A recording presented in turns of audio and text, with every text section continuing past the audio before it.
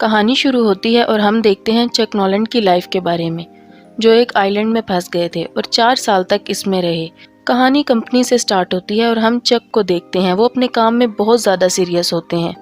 Officers چاہتے ہیں کہ ہر کوریئر ٹائم پر پہنچے۔ اس سلسلے میں وہ آؤٹ آف کنٹری وزٹ کرتے ہیں، جہاں ان کی برانچز ہوتی ہیں اور امپلائیز ان کو کافی اپریشیٹ کرتے ہیں اور ان کو ٹائم کی قیمت کا اندازہ بتاتے ہیں۔ چک کسی لڑکی سے پیار کرتا ہے، اس کا نام کیلی ہوتا ہے۔ ان کا ریلیشن شپ کافی اچھا ہوتا ہے اور یہ شادی بھی کرنا چاہتے ہیں، مگر بزنس کی مصروفیات کی وجہ سے نہیں کر پاتے۔ کرسمس بھی قریب ہے اور چک کو ملائیشیا کام پڑ جاتا ہے۔ اسے کمپنی کے سلسلے میں جانا ہوتا ہے۔ چک کیلی سے کہتا ہے میں نیو ایئر پر ضرور آ جاؤں گا۔ کیلی کہتی ہے میں کرسمس کیسے گزاروں گی؟ چک اسے منا لیتا ہے۔ چک اور کیلی ایک دوسرے کو کرسمس کا تحفہ دیتے ہیں۔ کیلی چک کو ایک گھڑی دیتی ہے، اس میں کیلی کی تصویر ہوتی ہے۔ اب چک ملائیشیا کے لیے نکل جاتا ہے اور راستے میں ہی بہت طوفان آ جاتا ہے، جس کی وجہ سے ان کا پلین کریش ہو جاتا ہے اور یہ پلین کمپنی کا پرسنل ہوتا ہے۔ پلین میں 4 لوگ اور بھی ہوتے ہیں اور یہ پلین ایک پیسیفک اوشن میں گر جاتا ہے اور ان میں صرف چک ہی بچتا ہے۔ سمندر کا تیز طوفان چک کو بہا کر لے جاتا ہے اور جب صبح اس کی آنکھ کھلتی ہے تو وہ ایک کشتی پر ہوتا ہے اور آس پاس کچھ نہیں ہوتا۔ وہاں چک پریشان ہو جاتا ہے۔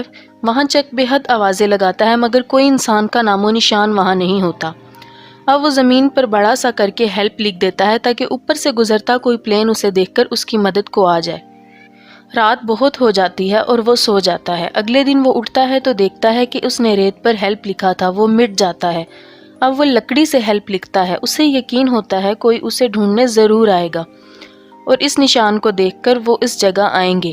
اب چک کو بھوک محسوس ہوتی ہے اور کمپنی کا جو بھی سامان بہہ کر آتا ہے اس میں کھانے کا کچھ بھی نہیں ہوتا۔ اب چک کو کسی چیز کی آواز محسوس ہوتی ہے۔ جب وہ ادھر ادھر دیکھتا ہے تو ایک ناریل زمین پر گرتا ہے۔ اسے پتہ چل جاتا ہے کہ یہ ناریل کی ہی آواز ہے۔ اب پینے کے لیے اسے ناریل پانی کے علاوہ وہاں کچھ نظر نہیں آتا۔ وہ اسی کو پی کر گزارا کرتا ہے۔ چک کو یہاں 3 دن گزر چکے ہیں۔ سمندر میں پتھروں کی وجہ سے اس کے پاؤں بھی زخمی ہو چکے تھے۔ اس کے پاؤں میں جوتے نہیں ہوتے۔ اب وہ اپنی پینٹ کو آدھا کاٹ کر اپنے پاؤں میں لپیٹ لیتا ہے تاکہ اس کے پاؤں میں درد نہ ہو، اور اسے وہاں ایک بہت اونچی چوٹی نظر آتی ہے۔ وہ فیصلہ کرتا ہے وہ اس پر ضرور چڑھے گا۔ جیسے ہی وہ دیکھتا ہے کہ وہ کیسے اوپر چڑھ سکتا ہے اور اندازہ لگا کر وہ چوٹی پر چڑھنے میں کامیاب ہو جاتا ہے۔ اب اسے اوپر سے سمندر میں کوئی چیز تیرتی ہوئی نظر آتی ہے۔ جب وہ واپس نیچے آتا ہے تو دیکھ کر حیران رہ جاتا ہے کہ وہ اس کے پلین کے پائلٹ کی ڈیڈ باڈی تھی۔ وہ بہت روتا ہے اور اسے دفنانے کا انتظام کرتا ہے، مگر وہ دفنانے سے پہلے اس کے جوتے اور ٹارچ رکھ لیتا ہے۔ اب وہ اسی آئی لینڈ میں زندگی گزارنے کا عادی ہو گیا تھا۔ وہ پتوں پر گری اوس کو پی کر گزارا کرتا ہے۔ وہ مچھلی مارنے کی کوشش کرتا ہے مگر ناکام ہو جاتا ہے۔ اسے کھانے کے لیے ناریل پانی اور رات کو پتوں پر گری اوس کے علاوہ کچھ بھی حاصل نہیں ہوتا۔ وہ اسی کو کھا کر گزارا کرتا ہے۔ اب رات کے وقت اسے سمندر میں ایک شپ نظر آتا ہے۔ اسے دیکھ کر وہ بہت ایکسائٹڈ ہو جاتا ہے اور آوازیں لگاتا ہے۔ ٹارچ کی لائٹ آن کرتا ہے مگر اتنی دور سے کوئی فائدہ نہیں ہوتا۔ اگلے ہی دن وہ یہ فیصلہ کرتا ہے کہ اس کے پاس جو ایئر بوٹ ہے وہ اس میں بیٹھ کر بیچ سے نکل جائے گا۔ وہ جان گیا تھا کہ ادھر کوئی بھی نہیں ہے۔ اب جب وہ وہاں سے نکلنے کی کوشش کرتا ہے تو لہریں اتنی تیز ہوتی ہیں کہ ان کی رفتار کی وجہ سے وہ سمندر میں گر جاتا ہے۔ اسی دوران اس کے پاؤں پر چوٹ لگ جاتی ہے اور خون بھی بہت نکلتا ہے۔ اب چک واپس اپنی جگہ آ جاتا ہے اور اب اسی دوران بارش شروع ہو جاتی ہے۔ اسے ایک غار دکھائی دیتا ہے۔ وہ رات گزارنے کے لیے اس میں چلا جاتا ہے اور ٹارچ آن کر لیتا ہے، اور ساری رات ٹارچ آن رہنے کی وجہ سے اس کی بیٹری بھی لو ہو جاتی ہے۔ اب روشنی کے لیے اس کے پاس اور کچھ نہیں ہوتا۔ وہ یہ تک نہیں جانتا کہ آگ کیسے جلاتے ہیں۔ اب وہ واپس آتا ہے اور کمپنی کے سامان میں اسے کچھ چیزیں ملتی ہیں جو تیر کر اس کے ساتھ آ گئی تھیں۔ وہ ان کو کھولتا ہے مگر اس میں اس کے کام کی 1 یا 2 چیزیں ہی ہوتی ہیں۔ ایک اسے جوتے ملتے ہیں جو سکیٹنگ کے لیے ہوتے ہیں۔ اس کے نیچے بلیڈ لگا ہوتا ہے۔ وہ اس سے ناریل کو آرام سے پھاڑ لیتا ہے۔ اب وہ کسی بھی چیز کو کاٹ سکتا ہے۔ اب وہ ایک لکڑی کو کاٹتا ہے اور نوکیلی سی بنا لیتا ہے اور مچھلیوں کو پکڑ لیتا ہے۔ وہ مچھلی کو کچا تو نہیں کھا سکتا، اسی لیے وہ آگ جلانے کی بے حد کوشش کرتا ہے مگر کامیاب نہیں ہو پاتا۔ اب چک کو آئیڈیا آتا ہے کہ اگر میں 2 لکڑیوں کو رگڑوں تو شاید میں کامیاب ہو جاؤں، اور ایسا ہی ہوتا ہے۔ اسے کامیابی مل جاتی ہے۔ وہ پہلی بار اتنا خوش ہوا ہوتا ہے بیچ پر آنے کے بعد۔ چک کو وہاں جو سامان نظر آتا ہے کمپنی کا، اس میں ایک فٹ بال بھی اسے دکھائی دیتا ہے۔ اس پر چک کا بلڈ لگا ہوتا ہے۔ وہ اس کو ہاتھ سے آنکھ، ناک اور ہونٹوں کی شیپ دیتا ہے، اس کو ایک چہرے میں تبدیل کرتا ہے اور اس کو اپنا دوست بنا کر اس سے باتیں کرتا ہے اور اسے آگ کے پاس خشک ہونے کے لیے رکھ دیتا ہے اور اس کو ولسن کا نام دیتا ہے۔ اب وہاں پر چک کا ایک اور مسئلہ سامنے آتا ہے، اس کے دانت کا درد۔ یہ بہت پرانا درد ہے مگر اس نے کبھی چیک اپ ہی نہیں کروایا۔ اب چک نے اسے توڑنا ہے اور وہ توڑ لیتا ہے اور ساتھ ہی بے ہوش ہو جاتا ہے، اور وقت گزرنے کے ساتھ ساتھ اسے 4 سال ہو جاتے ہیں آئیلینڈ پر۔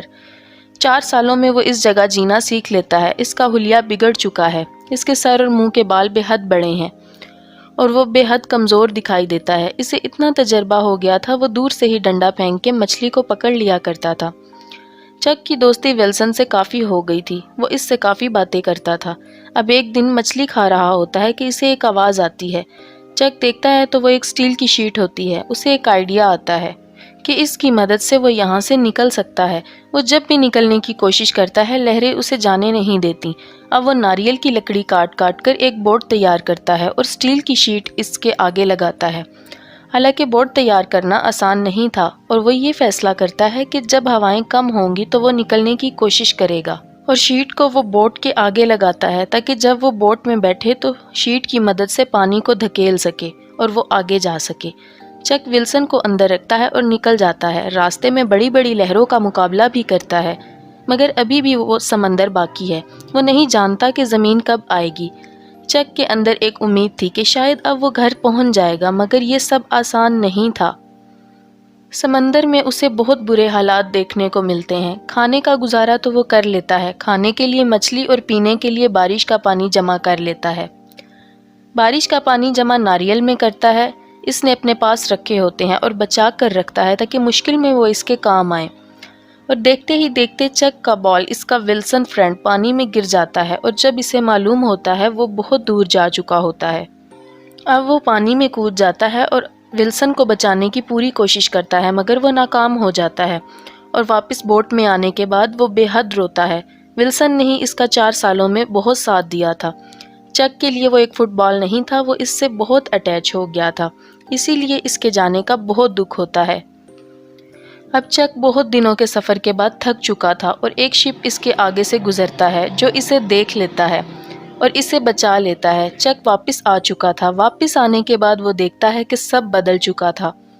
اس کے دوست اور گھر والے سمجھے تھے کہ وہ مر چکا ہے، اور اس کی گرل فرینڈ کیلی، جو ایک دوسرے سے بہت محبت کرتے تھے، وہ شادی کر چکی تھی اور اس کی ایک بیٹی بھی ہوتی ہے۔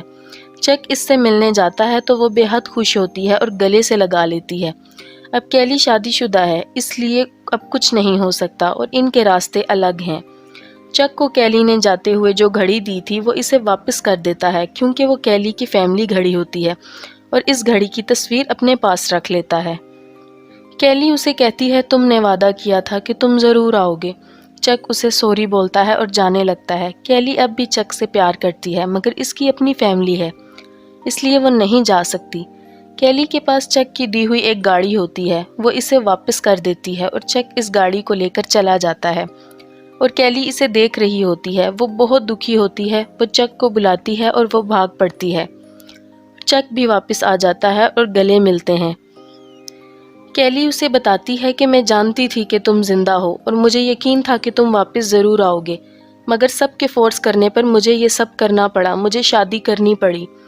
اور وہ دونوں ایک دوسرے کو بتاتے ہیں کہ ہم اب بھی ایک دوسرے سے محبت کرتے ہیں۔ چک کیلی کو گاڑی میں بٹھا لیتا ہے اور اسے اس کے گھر چھوڑ آتا ہے۔ وہ کہتا ہے میں نہیں چاہتا کہ تمہارا گھر خراب ہو۔ اب ہم دیکھتے ہیں کہ چک اپنے ایک دوست کے ساتھ بیٹھا ہوتا ہے اور اسے بتاتا ہے کہ میں نے بیچ پر خودکشی کرنے کی بھی کوشش کی تھی۔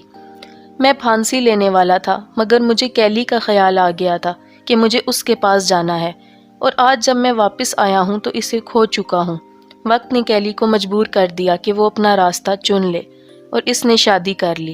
اب چک اکیلا رہ گیا تھا، لیکن زندگی کو آگے جانا ہی ہوتا ہے، اور اینڈ میں یہ ہوتا ہے کہ چک کے پاس ایک پیکج ہے جو وہ آئیلینڈ سے بچا کر لاتا ہے۔ پلین ڈوبنے کے بعد بہت سے پیکجز کنارے آ جاتے ہیں، اور وہ سوچتا ہے کہ وہ گھر جانے کے بعد کھولے گا، مگر وہ ایسا نہیں کرتا، اور وہ پیکج کو واپس کرنے آتا ہے، مگر وہاں پر کوئی نہیں ہوتا، اور وہ ایک نوٹ لکھ کر دروازے پر رکھ دیتا ہے جس میں لکھا ہوتا ہے "دس پیکج سیوڈ مائی لائف"۔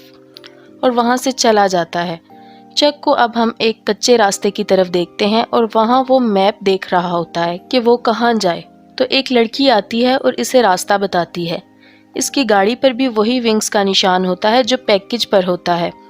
اب چک اس کا پیچھا کرتا ہے تو وہ اسی گھر جاتی ہے جہاں چک نوٹ لکھ کر رکھ آیا تھا، اور اس نے بھی اپنا پارٹنر کھو دیا ہوتا ہے۔ اب چک اور بیٹینا ہو سکتا ہے فیوچر میں مل جائیں۔ چک کی آنکھوں میں ایک امید ہوتی ہے اور فلم کی کہانی ختم ہو جاتی ہے۔